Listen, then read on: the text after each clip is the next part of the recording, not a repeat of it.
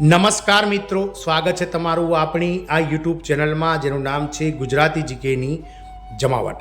તો સરકાર દ્વારા દર મહિનાની પહેલી તારીખે જ્યારે સરકારી કેટલાક નિયમો છે તેમાં દર મહિને ફેરફાર કરવામાં આવતો હોય છે. તો આવતીકાલે 1 સપ્ટેમ્બર એટલે કે સપ્ટેમ્બર મહિનાની શરૂઆત થવા જઈ રહી છે.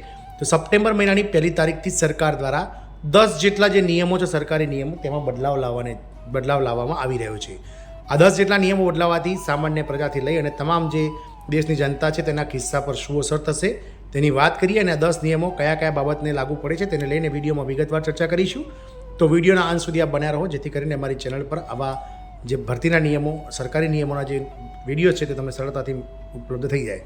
તો તૈયાર રહો, આવતીકાલથી 10 જેટલા સરકારી નિયમો બદલાવા જઈ રહ્યા છે, જેમાં એલપીજી, ચાંદી, હોલમાર્કિંગ, એટીએમ, ક્રેડિટ કાર્ડ સહિતની મોટી વસ્તુમાં ફેરફાર થઈ રહ્યો છે.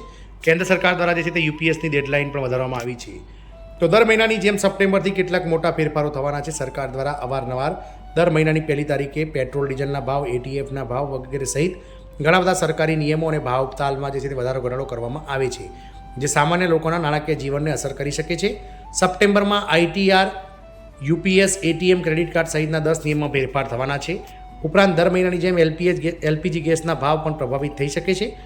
જેટ ફ્યુઅલ અને સીએનજી પીએનજીના ભાવમાં પણ ફેરફાર થઈ શકે છે. ચાલો પહેલો શું છે, પહેલો ફેરફાર સરકારી રીતે જાણીએ તો આઈટીઆર ફાઇલિંગ. તો આ વખતે આવકવેરા વિભાગે આઈટીઆર ફાઇલ કરવાની છેલ્લી તારીખ 30 જુલાઈથી વધારીને 15 સપ્ટેમ્બર 2025 કરી હતી, જેના કારણે કરદાતાઓને રિટર્ન ફાઇલ કરવા માટે વધારાનો સમય મળ્યો છે. પરંતુ હવે આ સમય આ મહિને સમાપ્ત થઈ રહ્યો છે. આવી સ્થિતિમાં તમારે 15 સપ્ટેમ્બર પહેલાં આઈટીઆર એટલે કે તમારું આઈટી રિટર્ન ફાઇલ કરવું પડશે, અન્યથા નોટિસ આવી શકે છે.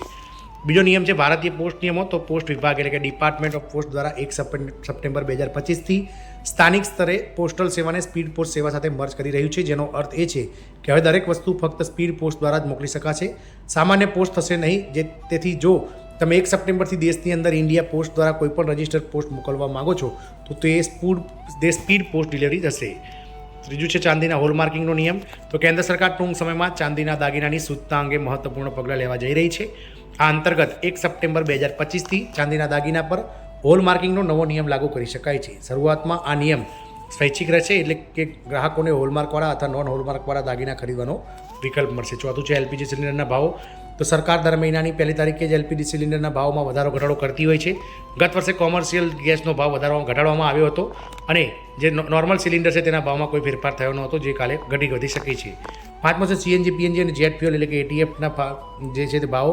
સરકાર દર મહિને જે છે તેમાં પણ વધારો ઘટાડો કરતી હોય છે, એટલે આવતીકાલથી તેમાં વધારો ઘટાડો નોંધાઈ શકે છે. છઠ્ઠો નિયમ છે ક્રેડિટ કાર્ડ નિયમો. તો એસબીઆઈ કાર્ડે 1 સપ્ટેમ્બર 2025થી તેના પસંદગીના કાર્ડ્સ માટેના નિયમોમાં ફેરફારની જાહેરાત કરી છે. કંપનીએ તેના કેટલાક કાર્ડ્સ માટે રિવોર્ડ પોઈન્ટ્સ પ્રોગ્રામમાં સુધારો કર્યો છે. આ સુધારા સાથે આવા કાર્ડ ધરાવતા ગ્રાહકો ડિજિટલ ગેમિંગ અને સરકારી વેબસાઇટ પર ટ્રાન્ઝેક્શન સંબંધિત ખર્ચ પર રિવોર્ડ પોઈન્ટ મેળવી શકશે નહીં. સાતમો છે એટીએમમાંથી રોકડ ઉપાડવાની મોંઘી પડશે.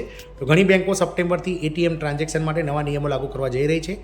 જો ગ્રાહકો નિર્ધારિત મર્યાદાથી વધુ રોકડ રકમ ઉપાડશે તો તેમણે વધુ ચાર્જ ચૂકવવો પડશે. બેન્કિંગ ક્ષેત્ર હવે ડિજિટલ ટ્રાન્ઝેક્શનને પ્રોત્સાહન આપવા પર ધ્યાન કેન્દ્રિત કરી રહ્યું છે.